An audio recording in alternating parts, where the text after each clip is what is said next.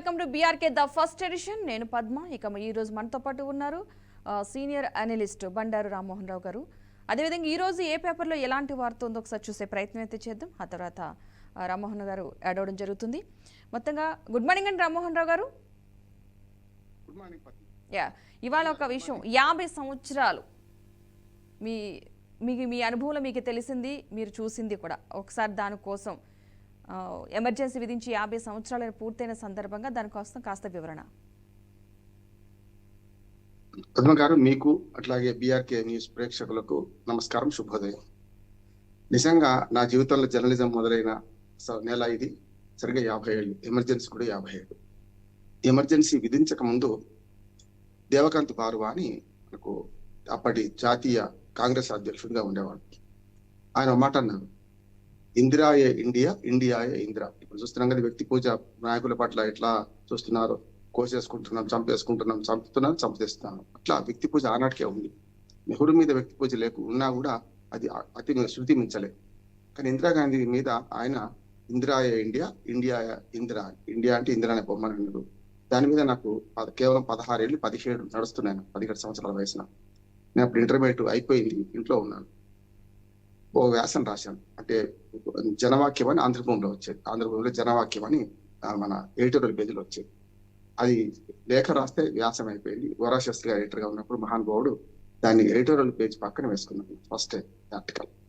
అంటే ఆనాటికి ఈనాటికి చూసుకుంటే ఎమర్జెన్సీ నీళ్లు నిజంగా ఎమర్జెన్సీ విధించక ముందు రాసిన కనుక, ఒక 15 రోజుల ముందు రాసిన కనుక ప్రింట్ అయింది. కానీ లేకపోతే ఎమర్జెన్సీలో ఈ రోజు నుంచి ఆనాడు పత్రికల మీద సెన్సార్షిప్ విధించబడింది. దేశంలో ఉన్న మొరార్జీ దేశాయ్, ఫెర్నాండేజు, చంద్రశేఖరు, చాలా 100 మంది పేర్లు చెప్తాను నేను. అందరినీ, జయప్రకాష్, లోక్నాయక్ జయప్రకాష్ నారాయణ, అందరు అరెస్ట్ చేయబడ్డారు ఇప్పటికే. అంటే ఆల్రెడీ నిన్న అర్ధరాత్రికే అదే తిహార్ జైల్లో రకరకాల ఎక్కడ దొరికితే అక్కడ అరెస్ట్ చేసి పడేశారు. ఫెర్నాండేజ్ మాత్రం తప్పించుకొని తిరిగాడు. అట్లా ఆనాడు ప్రజాస్వామ్య ప్రియుల్ని పూర్తిగా నిర్బంధ పెట్టారు. ఎమర్జెన్సీ మొట్టమొదటిసారి దేశంలో, ఇప్పటికీ 78 ఏళ్ళ స్వాతంత్రం వచ్చి అప్పుడు 75లో ఎమర్జెన్సీ విధించబడ్డది. ఆనాటి సంఘటనలు తలుచుకుంటే నాకైతే వెళ్ళు గగపడుతుంది. ఎందుకంటే ఆనాడు 17 ఏళ్ల వయసులోనే చిరుప్రయాణుడు, 18 ఏళ్ళు కూడా మేజర్ కాదు. కానీ ఆనాడు జరిగిన సంఘటనలు చూస్తే దేశవ్యాప్తంగా నిర్బంధాల మధ్యన బతికినాం. మళ్ళీ జనతా ప్రభుత్వం వచ్చి 70 ఏళ్ళలో జనతా ప్రభుత్వం వచ్చేదాకా సుమారు 18 నెలల పాటు అది పూర్తిగా కొనసాగింది. దేశంలో బలవంతంగా కుటుంబ నియంత్రణ పార్టీ చేయడం, అట్లానే సరే అనుశాసన పర్వం అన్నారు. తర్వాత దాన్ని కీర్తించిన వాడు ఉన్నారు, ఎమర్జెన్సీని కీర్తించిన సిపిఐ నాయకులు కూడా ఉన్నారు. మొత్తం మీద ఒక క్రమశిక్షణ పేరు మీద కొన్ని మంచి జరిగినాయి. ఎమర్జెన్సీలో పూర్తిగా తప్పు జరిగినాయి అనలే, కానీ ఎమర్జెన్సీలో అవినీతి పరులందరూ భయపడ్డారు, జైల్లో పోతే భయపడ్డారు. ఇవాళ అవినీతి విచ్చలవిడిగా చూస్తున్నాం కదా, అప్పుడు కొన్ని కంట్రోల్ అయినాయి కాదని.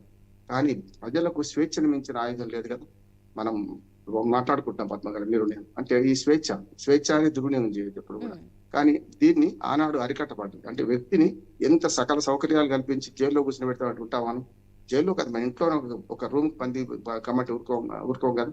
ఆనాడు ప్రజలు తిరగబడ్డారు, ప్రజా సంఘాలు తిరగబడ్డాయి. అన్ని అంటే ఇటు కాషాయం నుంచి ఎర్ర జెండా వరకు, పసుపచ్చ నుంచి రకరకాల ఇన్ని జెండాలు. పసుపచ్చ అంటే తెలుగుదేశం పుట్లే అప్పటికి. మనకు అన్నాడు టీఎంకి పసుపచ్చ జెండా ఉండేది. ఆనాడు అందరూ తిరగబడ్డారు. తిరగబడి మళ్ళీ స్వాతంత్రం సాధించుకున్నారు. మొట్టమొదటి కాంగ్రెస్ ఇతర ప్రభుత్వం, జనతా ప్రభుత్వం 70 ఏళ్ళు ఏర్పడ్డది. అప్పటిదాకా ఎమర్జెన్సీ నీళ్ళు వెంటాడిని చాలా మంది ప్రజాస్వామ్యవాదులందరూ హతమైన కూడా చాలా మంది చంపేసారు. ఎన్కౌంటర్లు చంపడం, లేకపోతే ఇతరత్ర నిర్బంధించడం ఎక్కువ. ఈ ఎన్కౌంటర్లు చంపడం తక్కువ, కానీ నిర్బంధం ఎక్కువ. సంజయ్ గాంధీ గారు ఉండేవారు అప్పుడు. నిర్బంధ కుటుంబ నియంత్రణ అమలు చేసే ప్రయత్నం చేసి పెళ్లి కాని వాళ్లకు, పెళ్లైనకు రకరకాలుగా వ్యాసెక్టివ్ ఎక్కువ చేశారు మగవాళ్ళని పట్టుకుపోయి. అది కూడా ఒక పెద్ద దానికి దారితీసింది. తర్వాత ఇందిరాగాంధీ ఓడిపోయారు, కాంగ్రెస్ ఇతర ప్రభుత్వం ఏర్పడింది. అంటే నీళ్ళను గుర్తు చేసుకుంటే ఇవాళ మాలాంటి వాళ్లకు ఒళ్ళు గగురు పడుతుంది. అట్లాంటిది మళ్ళీ రావద్దు, అటువంటి సంఘటన మళ్ళీ రావద్దు అంటున్నారు. కానీ ఇప్పుడు ఒక రకంగా మళ్ళీ ఏమైతుందంటే పెట్టుబడిదారులు, కార్పొరేట్ కల్చరు ఇవన్నీ రావడం వల్ల మళ్ళీ విధించని ఎమర్జెన్సీ కూడా వస్తుంది, సమాఖ్య స్ఫూర్తి నష్టపోతుంది అనే వాదన కూడా ఇప్పుడు చేస్తున్నాం. అప్పుడు ఎమర్జెన్సీ విధించాలి, ఇప్పుడు విధించలే. కానీ ప్రజాస్వామ్యంలో స్వేచ్ఛ లేదు, ఆపరేషన్ కగారు చూస్తున్నాం కదా.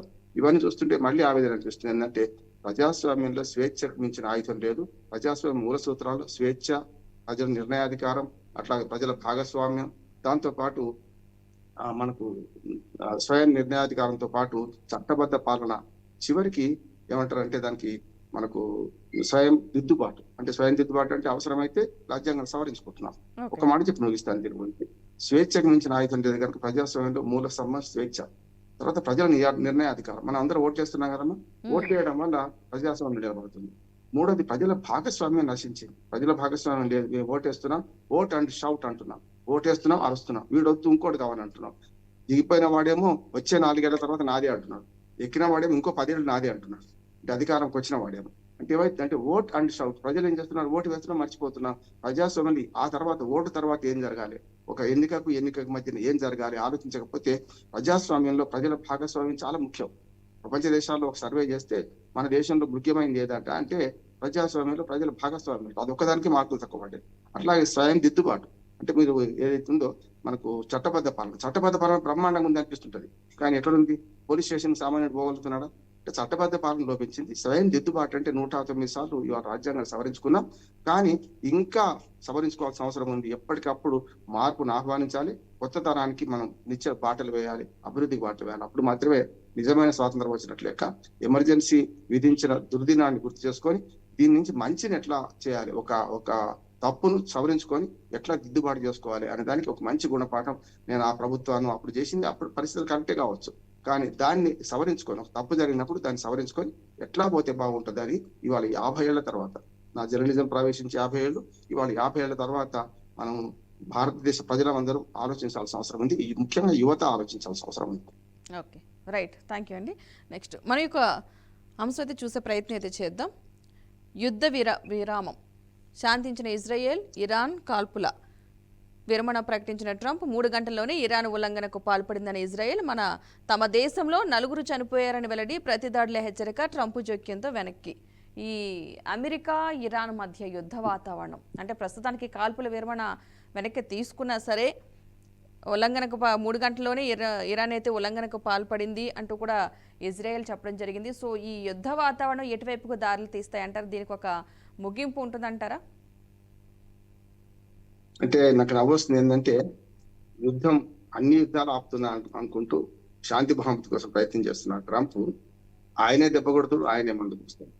నిజంగా చెప్పాలంటే ఎప్పుడు కూడా ఇద్దరు మధ్య 2 పార్టీల మధ్యన సయోధ్య కుదిర్చేవాడు తాను పార్టీగా మారద్దు కదా. జడ్జే ఒక వకీల్ కాబట్టి జడ్జి 2 వకీళ్ల వాదన విని జడ్జి తీర్పు చెప్పాలి. జడ్జి పాత్ర పోషిస్తే నేనే అంటాడు, ఆయనే నేరస్తుని పాత్ర కూడా ఆయన పోషిస్తాడు. ఉదాహరణకి ఇజ్రాయెల్ ఇరాన్ యుద్ధం మొదలైంది ఈయన విధించిన 60 రోజుల గడువు కన్నా ముందే. అప్పుడే హెచ్చరించాలి కదా ఇజ్రాయెల్ ను, ఎట్లా బుద్ధి లేదా, నువ్వు ఎట్లా దాడి చేసినావని. కానీ ఇరాన్ మీద దాడి సరైంది అన్నట్టు మాట్లాడింది.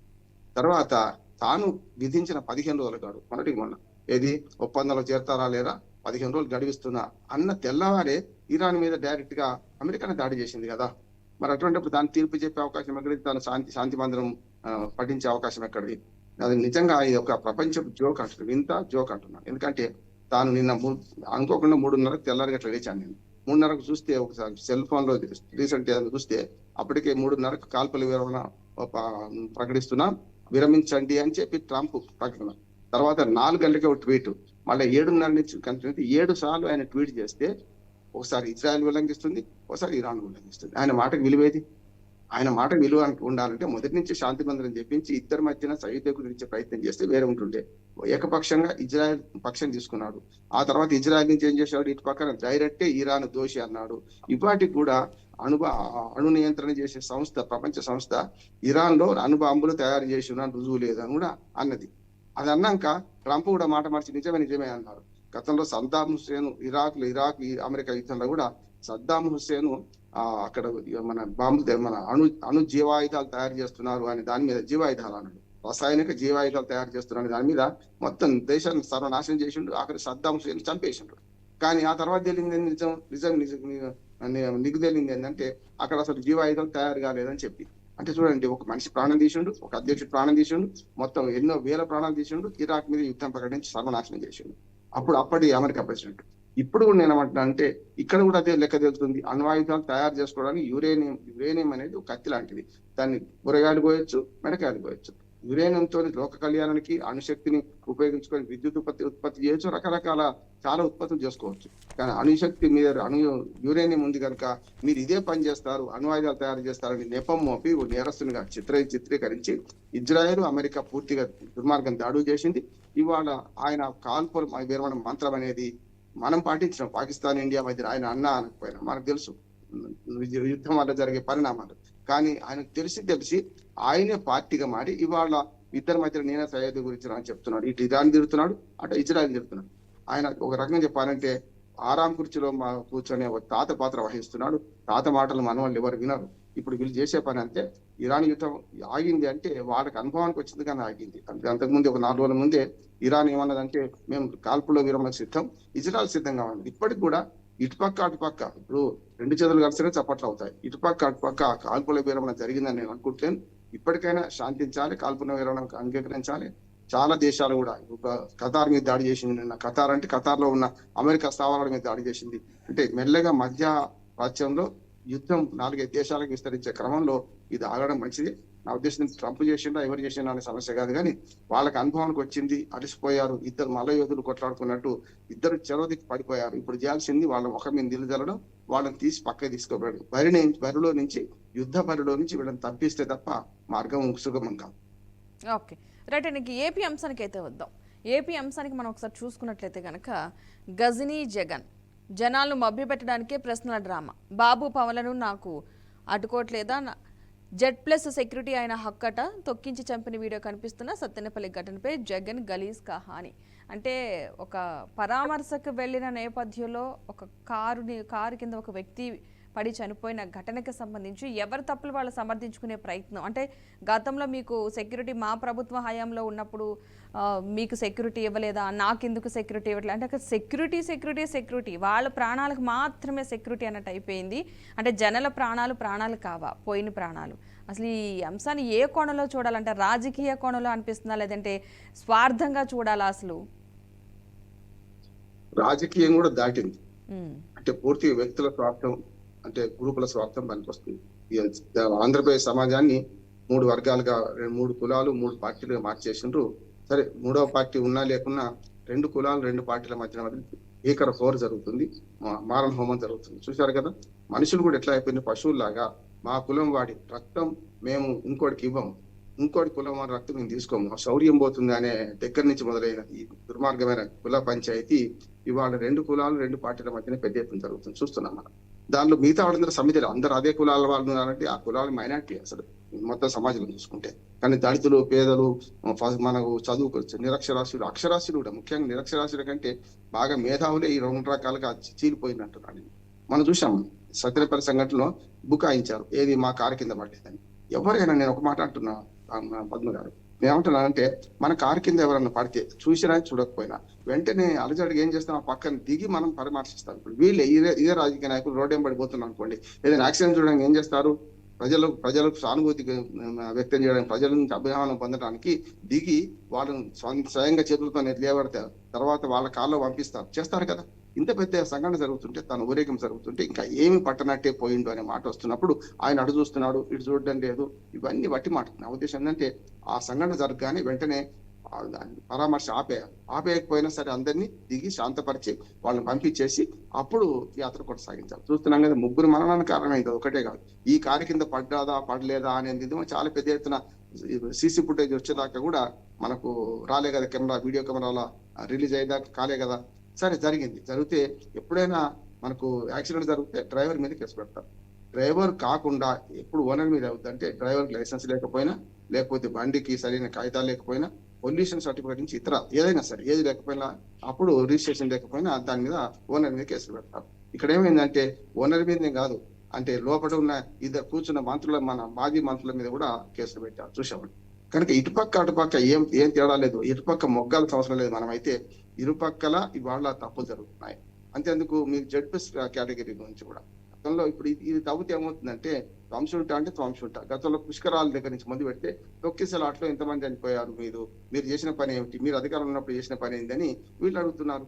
మనకు చూస్తున్నాం, దృశ్యాంతాలు చూస్తున్నాం కదా. మొన్న తిరుపతిలో కింద మనకు ఏది మన ఆనాడు కౌంటర్లో జరిగిన 6 మంది చనిపోయిన సంగతి చూసినాం.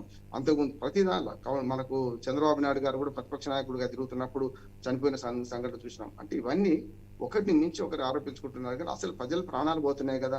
ఇటువంటి ఊరేగింపులు ఎందుకు ఇస్తున్నారు, ఆధిపత్య ధోరణితో ఎందుకు ఊరేగింపులు ఇస్తున్నారు అని అర్థం చేసుకోవాల్సింది. అందరికంటే ముఖ్యంగా నా ప్రజల నా విజ్ఞప్తి ఏంటంటే వాళ్ళు మంచిగానే ఉంటారు. ఆవులు కొట్టాడుకుంటే దూడల కాళ్ళు విరుగుతాయి, లేగదూడల కాళ్ళు విరుగుతాయి. దయచేసి ఇటువంటి గొడవలు మీకు పోకండి. అభిమానం ఉంటే అభిమానం చాటుకోండి, ఓటేసి అభిమానం చాటుకోండి. ఓటును మించిన అభిమానం అయితే ఇట్లాంటిది ఉంటది. ఇవాళ తమిళనాడు రాజకీయాలు కనపడుతున్నాయి ఇక్కడ ఆంధ్రప్రదేశ్ లో, అటు పక్కన ఇప్పుడు బీహారు అట్లాగే పశ్చిమ బెంగాల్ రాజకీయాలు కూడా ప్రవేశించినాయి. ఇది ఎవరికి క్షమతకరం కాదు. ఆంధ్రప్రదేశ్ రాజకీయాలు ఇట్లా మారితే వచ్చే 4 ఏళ్ళలో విధ్వంసం తప్ప ఏ మాత్రం అంటే అభివృద్ధి చేస్తలేరు అన్నట్లే. నేను ఇటువంటి చిల్లర పంచాయతీల వల్ల విధ్వంసమే తప్పుతుంది కానీ ఇంకోటి ఏం లేదు. మిగతా ఒకరి మీద ఒకరు ఆరోపణ చేసుకుంటారు, తీవ్రమైన వ్యక్తిగతంగా కూడా ఆరోపణ చేసుకుంటారు. పవన్ కళ్యాణ్ మీద వీళ్ళనడం, వాళ్ళ మీద వీళ్ళనడం. ఇవాళ చూస్తున్నాం కదా, రప్ప నరికేస్తామంటే కనుక అదో వివాదం నడిచింది. ఆ తర్వాత ఇప్పుడు ఈ సత్యనపల్లి సంఘటన నుంచి మొదలు పెడితే పల్నాడులో మాకు కడప జిల్లా సంస్కృతి ప్రవేశపెడతామని చెప్పి, పల్నాడును ఆట ఆడిస్తామని చెప్పి అని మాటలు చూస్తుంటే మనకు ఇది మధ్యయుగాల రాజకీయాలకు ప్రతీక. నేను ఓకే, మరొక అంశం అయితే చూద్దామండి. చేసిన మంచి చెబుదాం. ఇప్పటిదాకా మంచి చేసి చెప్పుకోలేకపోతున్నాం. 273 కోట్లతో పొగాకు రైతును ఆదుకున్నాం. ఇలా చేయడం దేశ చరిత్రలోనే ప్రథమం. ఆయన ప్రజల్లోకి తీసుకువెళ్లడంలో విఫలం. మంత్రులంతా ఇలాంటి వాటిపై దృష్టి పెట్టాలి. రైతులను ప్రత్యామ్నాయ పంటల వైపు మళ్లించాలి. జిల్లా నియోజకవర్గ స్థాయిలోనూ ఏడాది సంబరాలు. నెలాఖరులోపు డిఆర్సీ సమావేశాలు జరపాల్సిందే. ఈ ఏడాదిలో రెవెన్యూ సమస్యలకు చెక్ పెట్టాలి. కేబినెట్ సమావేశంలో సీఎం దిశానిర్దేశం. ఉద్యోగాల లక్ష్యంగా నైపుణ్య శిక్షణ. అంటే కేబినెట్ సమావేశానికి సంబంధించి మనం ఏమేం చేసామో అవి ప్రజల్లోకి చెప్పుకోవాలి. చెప్పుకోవడంలో కూడా విఫలమవుతున్నాం అని నిజంగా చెప్పుకునేంత చేశారనుకోవచ్చు అంటారా? చేసింది చెప్పుకోలేకపోతున్నారు అనుకోవచ్చు అంటారా? అంటే ఒక ప్రభుత్వం అధికారంలోకి వచ్చినాక 1 సంవత్సరం తక్కువ కాలమే, కానీ మంచి పని చేయడానికి ఏదైనా అంటే మునుగు ప్రకారం నడవడానికి పునాది వేయడానికి తక్కువ కాలమే. ఇంకా సంవత్సరం అంటే 360 రోజులు, 3 నెలలు తేరుకోవచ్చు ప్రభుత్వం వచ్చిన తర్వాత. గత ప్రభుత్వం అవశేషాలు కొన్ని ఉంటాయి, తప్పులు ఒప్పులు ఉంటాయి, వాటి మీద నడవాల్సిందే మన ప్రభుత్వాలు శాశ్వతం కనుక. కానీ ఇప్పుడు వీళ్ళు చెప్తున్న దాన్ని బట్టి ఇంకో 4 ఏళ్ళు ఉంది. కానీ ఇంకా 14 ఏళ్లకు 40 ఏళ్లకు 47వ సంవత్సరం దాకా ఆలోచన చేస్తున్న మంచిది. లక్ష్యం ఘనంగా పెట్టుకోవడం మంచిదే, దూరంగా పెట్టుకోవడం మంచిదే కాదంటేనే. కానీ వాట్ నెక్స్ట్? ఇప్పుడు 4 ఏళ్లలో ఏం చేయాలి, 3 ఏళ్లలో ఏం చేయాలి? 4 ఏళ్ళు మాత్రం అధికారం మన చేతిలో ఉంటుంది. తర్వాత ప్రజల తీర్పు ఏం జరుగుతుందో అని ఆలోచించకుండా దీన్ని వాయిదా వేసుకుంటూ పోతే, ఇప్పుడు మన గతంలో 2 సార్లు ప్రభుత్వాలు మారినాయి. ఆంధ్రప్రదేశ్ ఏర్పడిన తర్వాత మొదటిసారి కూటమి ప్రభుత్వం గెలిచింది. అదే మేము ఇంకో 20 ఏళ్ళు 30 ఏళ్ళు అధికారంలో ఉంటామని కొన్ని అశ్రద్ధ చేశారు వాళ్ళు. దానివల్ల అధికారం పోయిన తర్వాత మళ్ళీ విధ్వంసం జరిగింది. విధ్వంసాన్ని మన సరిదిద్దే క్రమంలో మళ్ళీ చేస్తున్నాం అంటున్నారు. కానీ ఇంకా 4 ఏళ్ళు ఈ విధ్వంసం గురించి మాట్లాడితే ప్రజలు క్షమించరు. మంచి చెడ్డు అలవిగాని హామీలు ఇచ్చారు. 15 ఆగస్టు నుంచి మనకు మహిళలకు ఉచిత ప్రయాణం అంటున్నారు, బస్సు ప్రయాణం అంటున్నారు. దాంతో పాటు ఒక మంచి విజన్తోనే పోతుంది ప్రభుత్వం. అయితే అది పనకచల్లా ఏమైనా కావచ్చు, దాని వివాదాలు ఉన్నా కూడా నీటిని రాయలసీమకు అందించే ప్రయత్నం కానీ, లేకపోతే ఏదైతే రాష్ట్రంలో కొన్ని సంస్కరణలు కానీ 2031 వరకు మనం అంటే 29 లోపట్నే ఎన్నికల లోపట్నే రాజధాని నిర్మాణం పూర్తి చేస్తామని, పోలవరం నిర్మాణం పూర్తి చేస్తామని, ఇవన్నీ ఒక సంకల్పం తీసుకోవడం మంచిదే. నిన్న ఇంకోటి యువతకు నైపుణ్యాభివృద్ధి కూడా నిజంగా చెప్పాలంటే కావాల్సింది అదే. యువతకు ఉద్యోగాలు ఉన్నాయి కానీ నైపుణ్యం లేదు. నేను చాలా సార్లు ఈ ఉద్యోగ మేళాలకు వెళ్తుంటాను, కొంచెం మోటివేషన్ స్పీచ్ ఇవ్వడానికి. అట్లా నాకు చాలా సార్లు చూస్తున్నా ఏంటంటే 1000 ఉద్యోగాలు ఉన్నాయి, 100 మంది వస్తున్నారు. ఈ 100 మందికి 1000 ఉద్యోగాలు లభించే అవకాశం లేదు. ఎందుకంటే అక్కడ వీళ్ళ నైపుణ్యం వాళ్ళకి అవసరమైన నైపుణ్యం వీళ్ళ దగ్గర లేదు, వీళ్లకు ఉన్న డిగ్రీలు అవసరం లేదు వాళ్ళకి. అందుకని నైపుణ్యం లేకుండా ఇవాళ నైపుణ్యాభివృద్ధి జరగదు కనుక దాని మీద మంచి నిర్ణయం తీసుకుంది మంత్రివర్గ నిర్ణయంలో నిన్న చాలా మంచి, అంటే మనకు అమరావతి రాజధానిలో ఏం చేద్దామని, అట్లాగే 45,000 ఎకరాలు మరొక 45,000 ఎకరాల సేకరణకు కూడా, సేకరణ కూడా కాదు, ల్యాండ్ పూలింగ్ కూడా సిద్ధపడ్డా. అది మంచిది అంటున్నాం. మంచిగా చూడటం రాజధానికి ఇంత భూమి అవసరమా కాదా చర్చ అయిపోయింది. ఇప్పుడు మళ్ళీ ఎయిర్పోర్ట్ కావాల్సి వస్తుంది. కనీసం ఎయిర్పోర్ట్ అంటే 4,000-5,000 ఎకరాలు మినిమం కావాలి. అంతర్జాతీయ విమానాశ్రయానికి 6,000-7,000 ఎకరాలు కావాలి. అట్లానే భోగాపురం విమానాశ్రయం తయారవుతుంది, చెన్నై ఉంది. ఈ రెండింటి మధ్యన ఒక అంతర్జాతీయ విమానాశ్రయం అయితే ఇంకా రవాణా సౌకర్యం రేపు 50 ఏళ్ల తర్వాత ఏం జరుగుతుందో చెప్పలేం కదా. ఇప్పుడే దానికి గుర్తించి అమరావతి చుట్టుపక్కల ఈ భూసేకరణకు ల్యాండ్ పూలింగ్ కు సిద్ధపడ్డారు. ల్యాండ్ పూలింగ్ ప్రక్రియ చాలా మంచిది అంటున్నాను మొదటి నుంచి కూడా. అందుకని ఇవన్నీ వివాదాలు నడుస్తున్నాయి. ఒకరి మీద ఒకరు ఆరోపణలు కాకుండా అభివృద్ధి వైపు పోతే నేను మంత్రివర్గ సమావేశంలో తీసుకున్న నిర్ణయాలన్నీ మంచివే అంటున్నాను. ప్రజా సంక్షేమం కోసమే, ఇక్కడ ఎవరిని చంపుదామని కొడదామని తీసుకున్న నిర్ణయాలు కాదు కదా. ఇవి అమలు కావాలి. అమలై మాకు స్వర్ణాంధ్రప్రదేశ్ 2029 వరకు సాధిస్తే తర్వాత ఇంకా సాధించాల్సింది ఎప్పుడు అభివృద్ధి నిరంతర ప్రక్రియ పద్మగారు. అభివృద్ధి ఒక రోజు కాగదు. ఇవాళ మా కాలిబాట ఉన్నది మట్టి రోడ్డు అవుతుంది, మట్టి రోడ్డు నుంచి కంకర్ రోడ్డు అవుతుంది, కంకర్ రోడ్డు నుంచి తార్ రోడ్డు అవుతుంది, సింగిల్ రోడ్డు 8 లైన్ల రోడ్డుకు ఇవాళ ఎదిగినాం కదా మనం. అట్లానే నిరంతర ప్రక్రియ అభివృద్ధిలో ప్రభుత్వాలు శాశ్వతం, మనుషులు పార్టీలు శాశ్వతం కాదు. ఎవరొచ్చినా వాళ్ళు వాళ్ళ హయాంలో పలానా పని చేసి వాళ్ళు చిరస్థాయికి నిలబడే పనులు చేస్తే మంచిదని నేను. అదేవిధంగా మరొక అంశం కూడా రాశారండి ఇక్కడ. 1 నుంచి ఎమ్మెల్యేలు ఇంటింటికి తిరగాలి, మిత్రపక్ష నేతలను కూడా కలుపుకొని వెళ్ళాలి, మంత్రులు ఎన్నికల హామీలపై దృష్టి పెట్టాలి. అంటే ఎస్పెషల్లీ చూసినట్టయితే ఎమ్మెల్యేలు ఇంటింటికి తిరగాలి. సో ఇలా తిరగడం వల్ల ప్రజా సమస్యలు తెలుసుకునే అవకాశం ఉందంటారు. ఎందుకంటే ప్రతి ఇంటికి తిరగడం వల్ల ఇది సాధ్యమవుతుందా? తిరుగుతారా నిజంగానే? ఇది తిరిగేసి ఆలోచించమంటే నేనేమంటున్నాను, స్థానిక ప్రభుత్వాలను నాశనం చేసి వార్డు మెంబరు సర్పంచ్ చేయాల్సిన పని కదా. ఏమైందంటే వీళ్ళు ఇప్పుడు దృక్పథమే తప్పు ఉందంటే మంచిదే. ఎమ్మెల్యేల మీద అర్జెంటు సారు చంద్రబాబు నాయుడు గారు ఎమ్మెల్యేల పనితీరు మీద సమీక్షించండి, ఇదని చేయొచ్చు. ఎమ్మెల్యేలు ఎంపీలు ఎందుకున్నారు పద్మ గారు? ప్రజోపకరమైన చట్టాలు చేయడానికి ఉన్నారు. వాళ్ళను తీసుకుపోయి పూర్తిగా సర్పంచ్ స్థాయికి దిగదార్చి, అంటే సర్పంచ్ స్థాయికి దిగదారని సర్పంచ్ స్థాయి తక్కువ దాంట్లో వీళ్ళు చేయాల్సిన పని వీళ్ళు విడిచిపెట్టి చేయాల్సిన, అంటే ఇప్పటికీ ఎమ్మెల్యే రాజ్యం నడుస్తుంది చూస్తున్నాం. జగన్మోహన్ రెడ్డి హయాంలో కానీ ఇక్కడ కానీ అసలు దేశంలో వాళ్ళ ఎమ్మెల్యే ఎంపీ రాజ్యం నడుస్తున్నది. అంగన్వాడీ టీచర్ అపాయింట్మెంట్ ఇచ్చి, ఆయా అపాయింట్మెంట్ ఇచ్చి, ఆశా వర్కర్ అపాయింట్మెంట్ ఇచ్చి వాళ్ళ ఎమ్మెల్యేలు టిక్ కొట్టకుండా ఏదైనా ఇల్లు పెద్దవి, ఇంకా ఇల్లు మంజూరు కానీ ఇతరత్ర పెద్దవి. నేను చెప్పిన చిన్న చిన్న విషయాలలో కూడా ఇవాళ ప్రభుత్వం ఎమ్మెల్యే కల్పించుకోకుండా ఎమ్మెల్యే రాజులుగా మారిపోయినారు. నేను చెప్పినట్టు వినాలంటున్నాడు. మీరు రేషన్ షాపులు స్వాధీనం చేసుకోమంటున్నారు. పార్థసారి గారు ఎమ్మెల్యే నా ఫ్రెండే, ఇది మన బీజేపీ ఎమ్మెల్యే. మీరు రేషన్ షాపులు స్వాధీనం చేసుకోండి, మీరు కూర్చోండి, ఎవరంటే వస్తారో చూస్తా అంటున్నాడు. ఆయన ఒక్కడే కాదు, అందరు ఎమ్మెల్యేల పరిస్థితి అట్లాగే. ఇప్పుడు వీళ్ళు చేసే పని ఏంది? స్థానిక ప్రభుత్వాన్ని వీక్ చేసి, స్థానిక ప్రభుత్వాల్లో వార్డు మెంబర్ ఉంటాడు, సర్పంచ్ ఉంటాడు, ఎంపీటీసీ ఉన్నాడు, జడ్పీటీసీ ఉన్నారు, జిల్లా పరిషత్ దాకా 3 అంచెల వ్యవస్థ ఉన్నది. వాటిని పనిచేయించాలి. ఇవాళ నాకు బాధేస్తుంది. అంటే సమితిల కాలంలో నేను చాలా రాజకీయాలు చాలా కీలకంగా ఉన్నవాడిని. నేను సమితిల కాలంలో పంచాయతీ సమితిలు ఉండేవి. అప్పుడు ఎమ్మెల్యేకు విలువే లేదు. ఎమ్మెల్యే కేవలం చట్టసభలో పోయి కూర్చున్నవాడు. ఎమ్మెల్యేకి బదులు ఒక సమితి ప్రెసిడెంట్ వస్తుంటే ఒక రాజు, ఒక మంత్రి వచ్చినట్టు ఉంటుండే. అట్లాంటప్పుడు ఇవాళ సమితిల నుంచి మండలాలు అయిపోయిన తర్వాత మండలాలు చిన్నవి కావడం వల్ల ఆనాడు ఎమ్మెల్యే నియోజకవర్గం కంటే సమితిలు పెద్దవి, పంచాయతీ సమితిలు. కనుక ఎమ్మెల్యేల కంటే శక్తివంతుడిగా ఉండేవాడు. 47 ప్రభుత్వ శాఖలు పంచాయతీ సమితిలో సమీక్ష జరిపాయి, ఇంక్లూడింగ్ పోలీస్ శాంతి భద్రతలు కూడా. నేను దాన్ని స్వయంగా అనుభవించాను కూడా. అంటే పోలీసు వాళ్ళు వచ్చి శాంతి భద్రతల విషయంలో సమితి మీటింగ్ లో వాళ్ళు నివేదిక సమర్పించేవారు. అటువంటిది వాళ్ళ పూర్తిగా ఎమ్మెల్యే ఎంపీ రాజ్యం అయిపోయి వాళ్ళకి నిధులు కేటాయించడం, సర్పంచ్ స్థాయికి దిగజార్చి వాళ్ళకి ఇంటింటి తిరగాలని. ఇంటింటి తిరిగే పని కాదు వాళ్ళు చేయాల్సింది.